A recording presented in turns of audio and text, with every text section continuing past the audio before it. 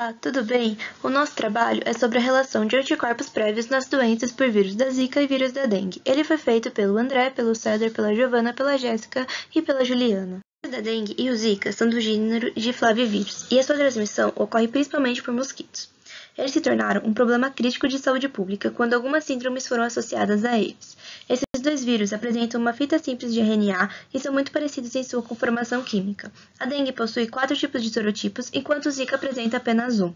O dengue e o Zika possuem reação cruzada, portanto, o anticorpo do Zika pode se ligar ao vírus da dengue, e os anticorpos dos 4 sorotipos da dengue podem se ligar ao Zika. Todos os vírus iniciam a sua infecção ligando-se às células hospedeiras por meio da interação entre as proteínas da superfície viral e as moléculas receptoras específicas das células-alvo.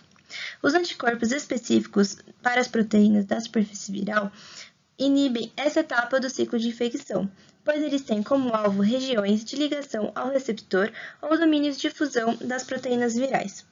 Isso resulta em uma infecciosidade reduzida e uma neutralização do vírus. Por outro lado, em algumas circunstâncias, os anticorpos podem desempenhar um papel potencializador na infecção viral.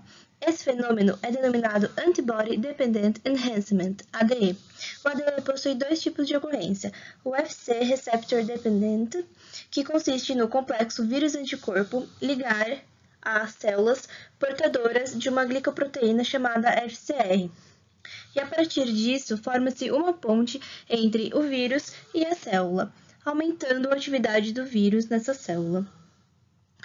O segundo mecanismo é o FCR Dependent and Complement Dependent, que consiste em que a infecciosidade do vírus ela é aumentada quando o vírus ele se liga ao receptor do complemento na presença do anticorpo IgM, como podemos observar na figura B.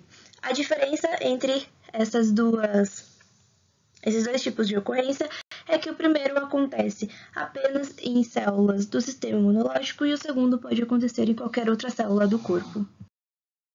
Então, tendo em vista o problema crítico de saúde pública citado, o presente trabalho tem como objetivo estudar a resposta imunológica para os flavivírus da dengue e da zika, a partir da revisão bibliográfica de 2 artigos, que serão devidamente explicados no decorrer desta apresentação, sendo que a compreensão dos resultados apresentados sobre as interações e mecanismos analisados por ambos os artigos podem servir de subsídio para o desenvolvimento de vacinas seguras e eficazes.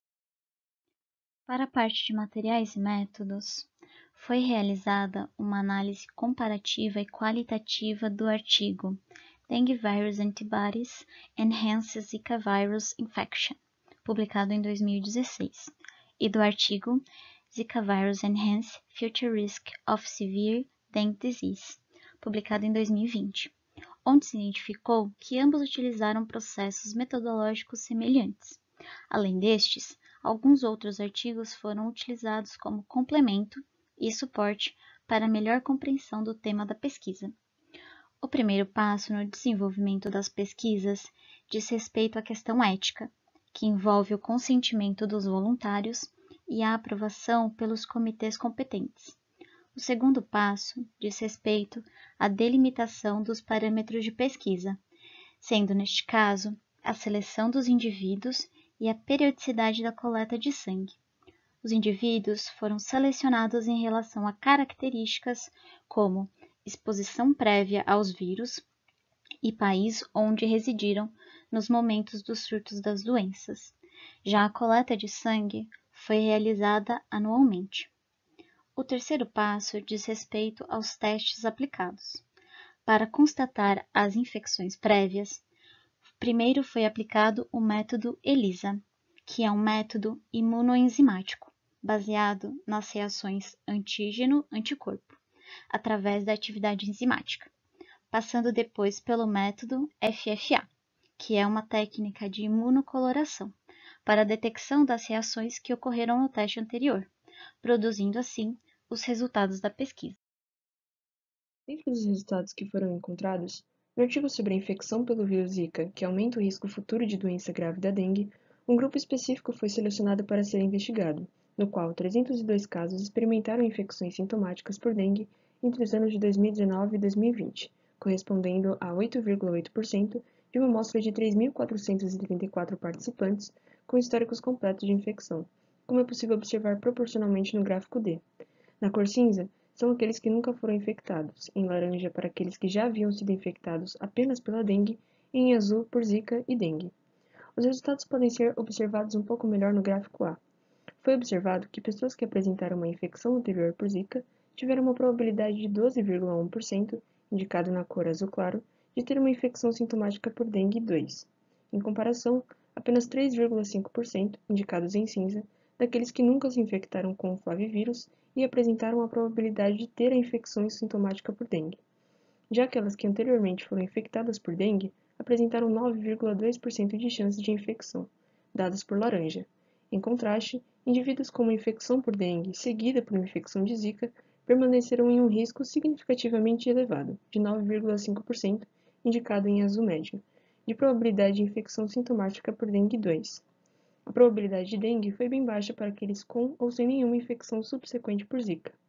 Descobriu-se a partir disso que a infecção anterior pelo zika ele modula o risco futuro de dengue em um grau semelhante à infecção anterior com o sorotipo da dengue. Uma única infecção anterior pelo zika, como por exemplo uma infecção anterior pelo dengue, aumenta a probabilidade de doença grave e sintomática da dengue causada pelo dengue 2. Além disso, ter dengue seguida por uma infecção de zika também aumenta o risco futuro da doença da dengue, ao contrário da sequência das infecções iniciais por dengue, que reduziam o risco futuro. Essas análises demonstram que existe uma certa assimetria entre os sorotipos de dengue e entre as infecções de dengue e zika vírus. Dos testes que foram realizados no artigo que fala sobre os anticorpos do vírus da dengue que aumentam a infecção pelo zika vírus, a fim de verificar a capacidade dos anticorpos humanos da dengue e os soros imunológicos da dengue de humanos contra o zika vírus, foi utilizado os ensaios de ADE, como citados anteriormente. Eles mostraram que os anticorpos humanos possuem uma reação cruzada com esses soros. Dessa forma, aumentam muito a infecção por zika vírus in vitro. Dados sugerem que a imunidade da dengue, que é antecedente, pode aumentar a infecção pelo zika em vivo e pode levar ao aumento da gravidade da doença. Nosso trabalho foi uma revisão bibliográfica realizada com o intuito de estudar a resposta imunológica do organismo humano tanto ao flavírus da dengue, o dengue, quanto ao flavírus da zika, que é o zika. Foi observada uma íntima relação entre ambas as infecções, com efeitos variados dependendo da ordem das infecções e do histórico de infecções anteriores também. Primeiramente, no caso da dengue, é possível observar que as pessoas que tiveram sintomas prévios mais leves obtiveram intensificação desses sintomas, enquanto quem teve sintomas mais graves tiveram uma resposta imunológica um pouquinho melhor. Também foi visto um fenômeno semelhante com o Zika vírus. Os sintomas foram intensificados em casos com infecções prévias, com sintomas mais leves. Respostas imunológicas melhores foram percebidas em casos que os sintomas prévios foram mais graves também, ou também em casos que as pessoas já haviam contraído o dengue.